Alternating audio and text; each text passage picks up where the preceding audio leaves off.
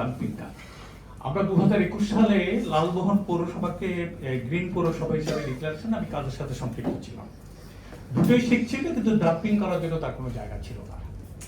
এবং সেই থেকে শুরু করে একেবারে আজকের এই 26 সাল পর্যন্ত এই ডাম্পিং এর জন্য যে জায়গা দরকার এটা এখন পর্যন্ত শুরু হয়।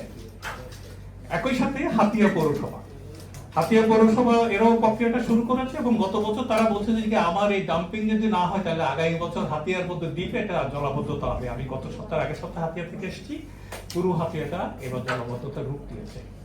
মানে শুধু একটা জায়গার জন্য কতগুলি সমস্যার সৃষ্টি হচ্ছে।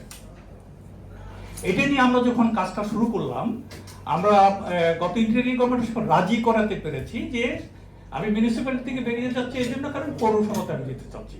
পৌরসভাগুলিতে নিজস্ব কোনো ল্যান্ড স্টেশন নাই বলেই ওরা এটার জন্য আবেদন করেছে এবং একটা প্রক্রিয়াতে গিয়ে একটা চূড়ান্ত হওয়ার পথে সরকারের পরিবর্তন ঘটেছে। আমরা বর্তমান সরকার আসার পরে তাদের সাথে কথাবার্তা বললাম।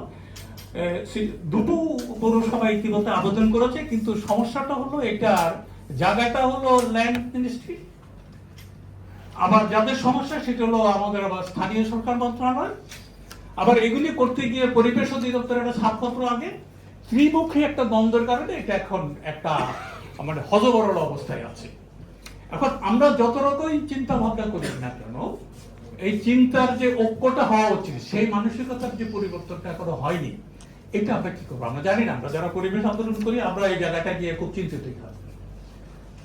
আমাদের যে জায়গাটা সেটা হলো, আপনারা প্রকল্পের কথা বলেছেন তো, লালমোহন পৌরসভা বলছে আমার নিজের ইনকাম দিয়ে আমি এটা পরিচালনা করতে পারবো। ওরা একদম প্রজেক্ট সাবমিট করে যে সাবজেক্টটা বলছেন আর কি, সেটা হলো দেখি যে কম্পোস্ট, ওরা পুরো ভোলাটাকে স্টাডি করেছে। স্টাডি করে কি পরিমাণ সার তার লাগতে পারে তার 50% তারা দিতে পারবে, তারা বড় করেছে। কিন্তু সেটা পারেনি একটা কারণ, তার ডাম্পিং স্টেশনটা নেই। তাহলে আমাদের যারা প্রকল্প ছাড়াও একটা ভালো কাজ করতে চান সেখানেও নানা রকম প্রতিবন্ধকতা। আমাদের মনে হচ্ছে যে এই জায়গাটায় যে মাইন্ডসেটের জায়গাটা 1, 2 এখনো অনেক গবেষণার বিষয় আছে, গবেষণার এখনো প্রচুর ঘাটতি আছে। সেই ঘাটতিগুলি পূরণ করার জন্য আমার জানি না এটা কি হবে। আমরা যারা পরিবেশ আন্দোলন করি আমরা তো অনেক কিছু বলি, কিন্তু একটা পর্যায়ে গিয়ে আর আমাদের এটা আগ্রহ যায় না। আমার মনে সেই কোশ্চেন মার্কটা একটা সমাধান হওয়া দরকার আছে। আপনাদের অসংখ্য ধন্যবাদ।